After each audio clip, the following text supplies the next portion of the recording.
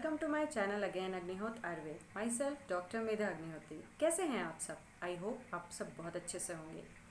Title देख के आप समझ ही गए होंगे कि आज मैं किस बात में आप सबके सामने अपने व्यूज़ रखना चाहती हूँ। मेरा जो नॉलेज है इसको लेके, इसके सिम्टम्स, इसके कॉज, इसके प्रिवेंशंस को लेके वो आप सबके सामने मैं आज शेयर करना चाहती हूँ।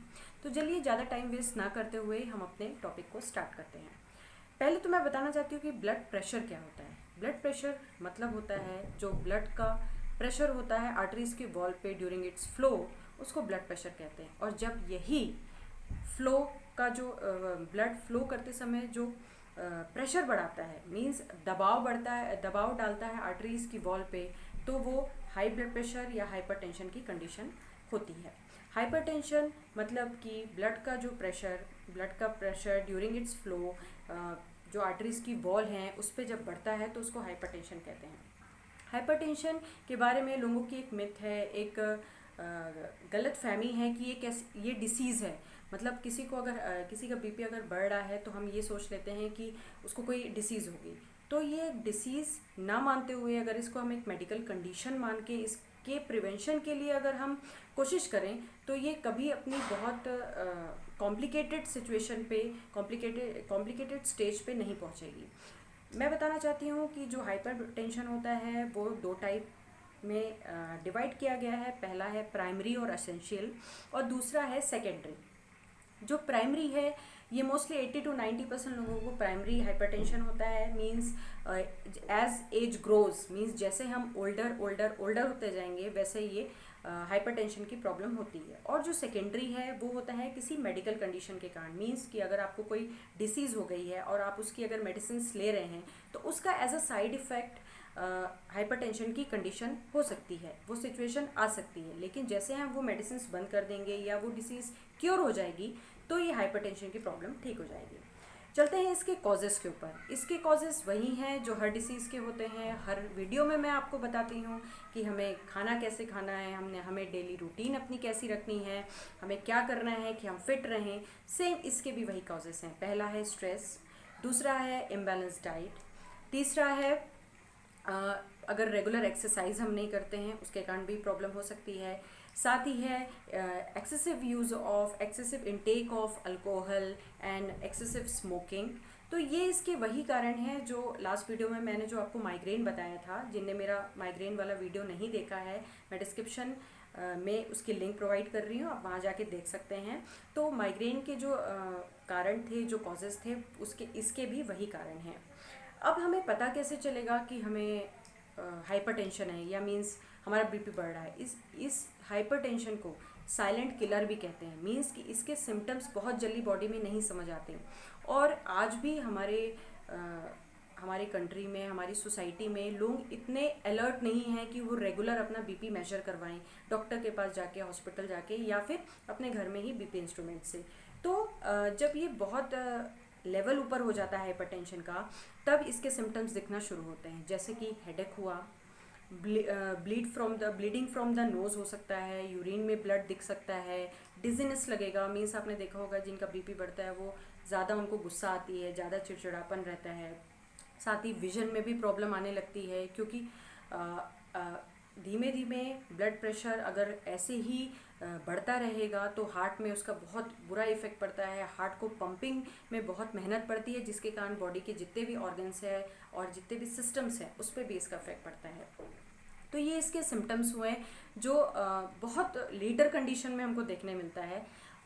इसलिए हमें कोशिश करनी चाहिए कि अगर हमें थोड़ा भी अगर बेचैनी लगे या हमारा हेडेक रेगुलर बना हुआ है तो हम कोशिश करें कि हम अपना बीपी मेजर करवा सकें। नॉर्मल बीपी आप सभी जानते होंगे कि 120/80 mmHg होता है। अगर इससे ज़्यादा हुआ, मींस मोर देन 140/90 mmHg होता है, तो हम उसे एक हाइपरटेंशन की कंडीशन मानते हैं।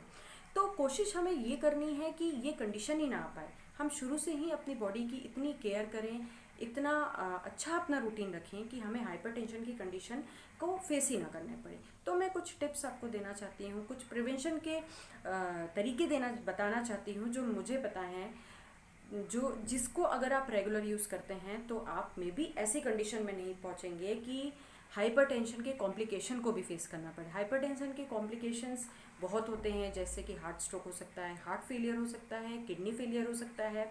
ऐसे बहुत सारे सिस्टम्स में इसके प्रॉब्लम कॉम्प्लिकेशन देखने को मिलते हैं। तो चलिए बात करते हैं इसके टिप्स, प्रिवेंशन के टिप्स जो हम कर सकते हैं और जिससे हम हाइपरटेंशन की कंडीशन से बच सकते हैं।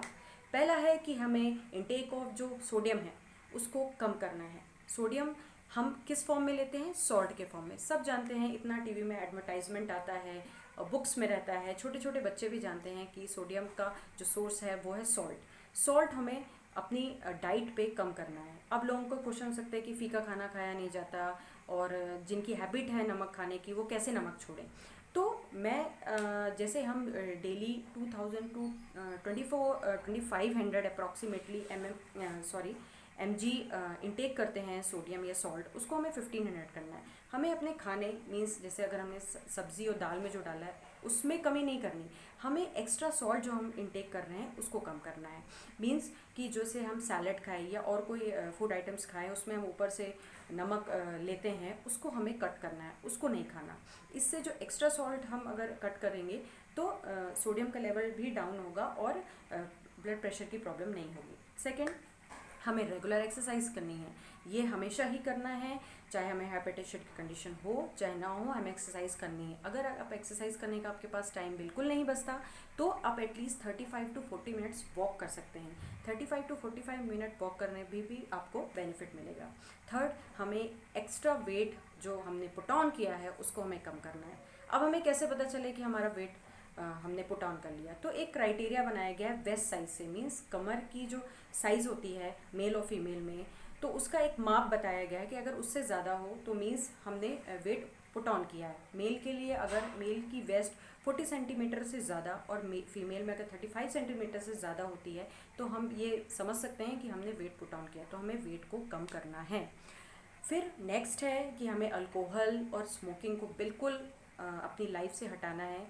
मानती हूँ कि जो चेन स्मोकर्स होते हैं या अल्कोहल का इंटेक जो करते हैं उनको बहुत प्रॉब्लम होती है उसको बंद करने में, लेकिन हमें कोशिश करना है। देखा गया है कि अगर अल्कोहल और स्मोकिंग को हम करेंगे, अगर कम करना शुरू करेंगे तो हम 4 to 5 mmHg तक बीपी को अपने डाउन कर सकते हैं। ऐसे ही जो सोडियम का इंटेक हम कम करेंगे उससे भी 6 to 7 approximately mmHg BP down होता है। तो कोशिश ये करनी है कि हमें अल्कोहल और स्मोकिंग को धीमे धीमे ही सही कम करते जाना है और बंद कर देना है। क्योंकि अल्कोहल के इंटेक से मान लीजिए कुछ लोग जो बीपी के मेडिसिन ले रहे हैं तो अल्कोहल के इंटेक से जो उसका इफ़ेक्ट होता है मेडिसिन का वो धीमे धीमे कम होने लगता है, जिसके कारण हमें हाई डोज की मेडिसिन को भी यूज़ करना पड़ता है। तो कोशिश करिए कि वो कम करें। साथ ही स्ट्रेस लेवल को कम करना है, मैं पहले भी बताई हूँ। स्ट्रेस रिडक्शन थेरेपी हमें करनी है, मीन्स मेडिटेशन करना है, योगा करना है, डीप ब्रीथिंग करनी है। कहीं जाना नहीं, हमें घर में ही करना है। तो इसे भी हम करके अपने स्ट्रेस लेवल को डाउन कर सकते हैं। तो ये कुछ टिप्स हैं जो हमें करना है। हमें अपनी डाइट पे ध्यान देना है, कोशिश करना है कि हम ginger, garlic, flax seed means मेथी दानों का भी यूज़ करें, क्योंकि इससे भी बहुत रिलैक्सेशन होता है और जो ब्लड का प्रेशर है वो डाउन होता है ड्यू टू सेरोटोनिन। तो हमें कोशिश करनी है कि हमारी डाइट अच्छी हो, हमारी एक्सरसाइज अच्छी हो, हम स्ट्रेस को कम कर सकें, अल्कोहल और स्मोकिंग को हम कम से कम यूज़ करें और धीमे धीमे इसको बंद ही कर दें। मैंने बताया जैसे हाइपरटेंशन क्यों हुआ, दो ही कारण हो सकते हैं, या ब्लड हमारा विस्कस होगा ज़्यादा, मीन्स ब्लड हमारा या गाढ़ा हो रहा है, या आर्टरीज़ के वॉल पे थिकनेस आ रही है। तो ये दोनों कारण हो सकते हैं।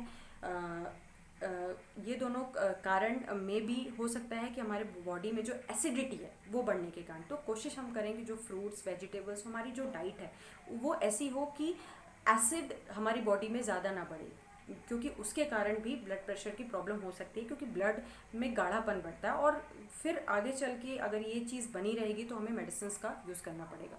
तो ये जो मैंने आपको टिप्स बताई हैं इनको प्लीज़ फॉलो करिए। इससे आप 80 to 90% हाइपरटेंशन की कंडीशन में पहुँचेंगे ही नहीं, तो ना आपको मेडिसिन लेनी पड़ेगी और ना आपको कोई प्रॉब्लम होगी। क्योंकि अगर हाइपरटेंशन को हमने शुरुआती ही टाइम में ठीक नहीं किया तो आगे चल के बहुत कॉम्प्लिकेशंस होते हैं, हार्ट फेलियर हो जाता है, ब्लॉकेज हो जाता है और आगे बहुत सारे कॉम्प्लिकेशंस होते हैं।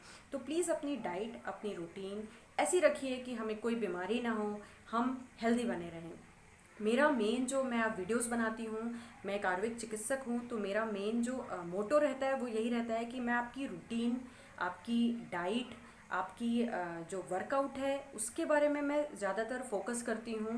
क्योंकि डिसीज़ जो है, हम सब हर डिसीज़ के बारे में नॉलेज रखते ही हैं, लेकिन मेरा फोकस मेन प्रिवेंशंस पे रहता है कि मैं ऐसी कुछ चीज़ें दें जिसके लिए आपको बहुत परेशान भी ना होना पड़े, बाहर भी ना जाना पड़े, और घर में भी उन चीज़ों को करके आप अपने आप को हेल्दी रख सकें। सो प्लीज़ ऐसे ही मेरे वीडियोस को देखिए। आपके लिए अगर हेल्पफुल हैं तो मुझे और भी आप सजेशन दे सकते हैं कि मैं किस टॉपिक पे अपने वीडियोस बनाऊं। और मेरे चैनल को अगर आपने सब्सक्राइब नहीं किया है तो please subscribe my channel, press the bell icon, और मेरे वीडियोस को ज़्यादा से ज़्यादा अपने फैमिली और फ्रेंड्स के साथ शेयर करिए। Thank you.